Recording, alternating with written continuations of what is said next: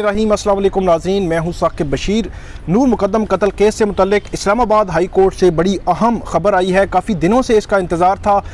असमत ज़ाकिर और ताहिर ज़हूर दो उनकी दरख्वास्तें थी। ताहिर ज़हूर की ये दरख्वास्त थी कि 161 की जो स्टेटमेंट्स पुलिस ने रिकॉर्ड की हैं मुलजमान की, उन स्टेटमेंट्स की कॉपियाँ जो है वो उनको मुकम्मल तौर पर फराहम नहीं की गई।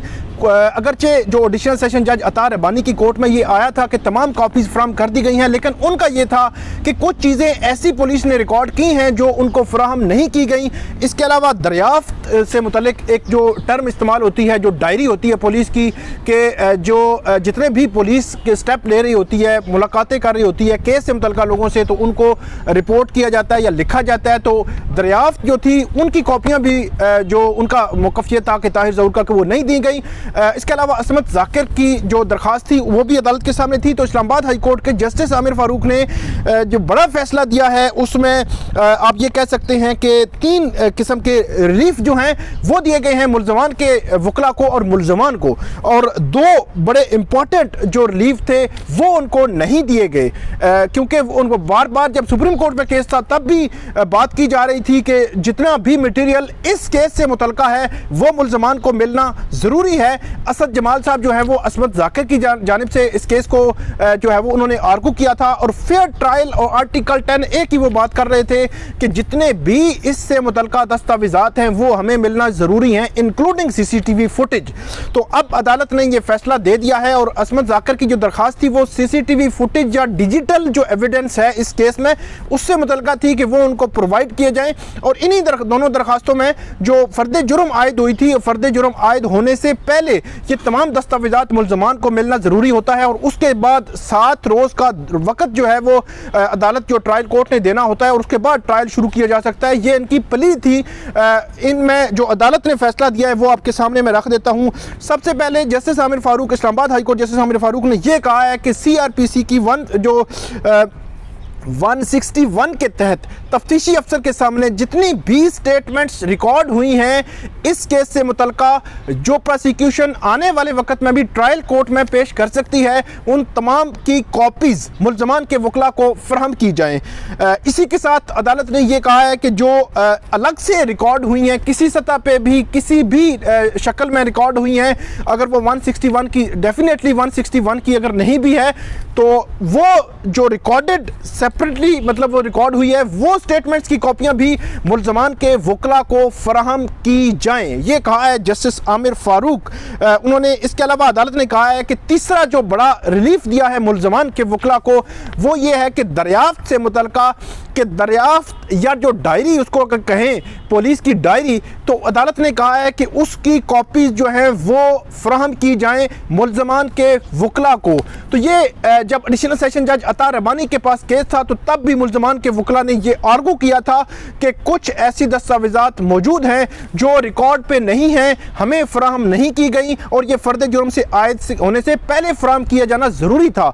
तो अब अदालत ने ये ऑर्डर कर दिया है कि 161 की स्टेटमेंट, इसके अलावा अलग से जो रिकॉर्ड की गई स्टेटमेंट्स और दरियाफ्त की तमाम कॉपीज़ मुलजमान के वकला को फराहम की जाएं।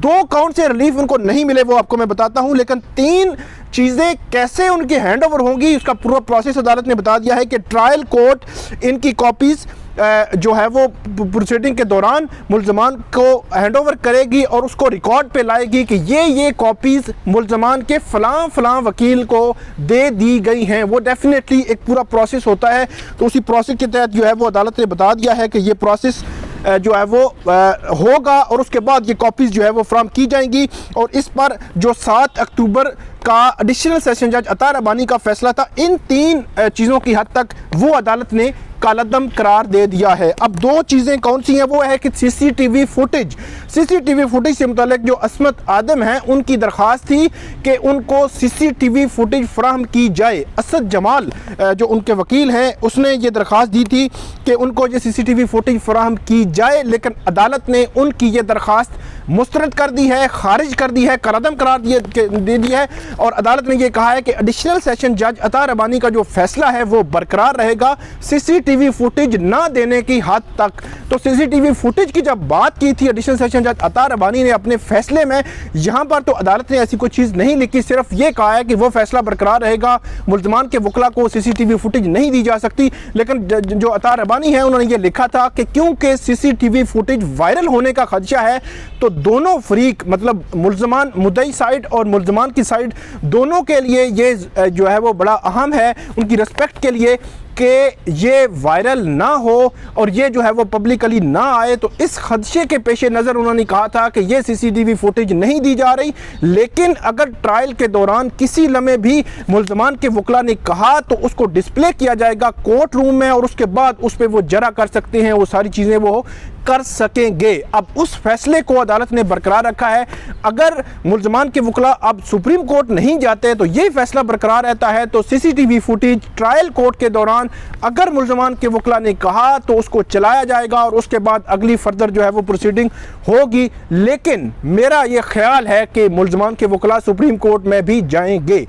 आगे जो पांचवा मामला है जो जस्टिस आमिर फारूक ने जो फैसला दिया है उसमें वो है फ्रेमिंग ऑफ चार्ज के खिलाफ जो इतराज़ात थे, जो ऑब्जेक्शन थे, उनको अदालत ने कहा है कि वो उनको टर्न डाउन कर दिया है। अदालत ने कहा है कि वो सस्टेनेबल नहीं है और अदालत का जो फ़र्द जुर्म आयद करने का 14 अक्टूबर का जो फैसला था एडिशनल सेशन जज अता रबानी का, उस फैसला को बरकरार रखा है। अदालत ने कहा है कि उसी के तहत ट्रायल आगे चलेगा। उसके खिलाफ जो ऑब्जेक्शन थे, जो एतराज़ात थे मुल्ज़मान के वकला के, उनको अदालत ने मुस्तरद कर दिया है और कालअदम करार दे दिया है। और अदालत ने यह लिखा है कि उसको क्यों जो है वो सस्टेनेबल नहीं है एतराज़ात, वो ऑब्जेक्शंस फ्रेमिंग ऑफ चार्ज के खिलाफ, क्योंकि जब फ्रेमिंग ऑफ चार्ज से पहले एडिशनल सेशन जज अता रबानी ने अपने ऑर्डर में लिखा था कि जो स्टेटमेंट्स और डॉक्यूमेंट्स जो हैं वो उसको अपॉर्चुनिटी दी गई थी, क्योंकि मैंने आपको बताया भी था कि जब फ्रेमिंग ऑफ चार्ज होना था तो 6 अक्टूबर को पहले तारीख मुकर्रर हुई थी। फिर अदालत ने यह कहा था कि 6 अक्टूबर को ही शाम को तकरीबन 3 बजे तमाम जो मुद्दई साइड के, प्रोसिक्यूशन साइड और जो मुल्ज़मान के वकला है, तमाम को अदालत में बिठाया गया था, तमाम कापियाँ फराहम की गई थी। उसके बाद अदालत ने 7 अक्टूबर के फैसले में लिखा था कि 7 दिन दिए जा रहे हैं क्योंकि तमाम कापी फराहम कर दी गई हैं। तो उसका हवाला दिया है इस्लामाबाद हाई कोर्ट ने कि स्टेटमेंट्स और डॉक्यूमेंट्स जो हैं वो एग्जामिन करने के लिए बाकायदा अपॉर्चुनिटी दी गई थी, इसलिए फ्रेमिंग ऑफ चार्ज के खिलाफ एतराज़ात जो है वो खारिज किए जाते हैं और इसी तरह ट्रायल जो है वो आगे बढ़ेगा। तो ये 5 चीज़ें थी इस्लामाबाद हाई कोर्ट से। ये बड़ा अहम फैसला है, तकरीबन 3-4 रोज़ से हम इसका जो है वो इंतज़ार कर रहे थे।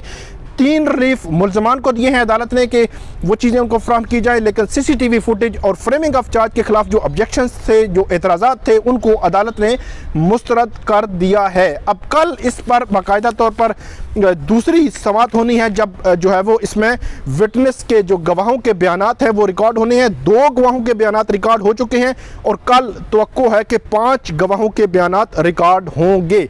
तो अब इस केस में मज़ीद जो भी अपडेट होगी वो आपके साथ शेयर करेंगे। इस वीडियो पे आप फीडबैक ज़रूर दें और कमेंट्स ज़रूर करें। बहुत शुक्रिया।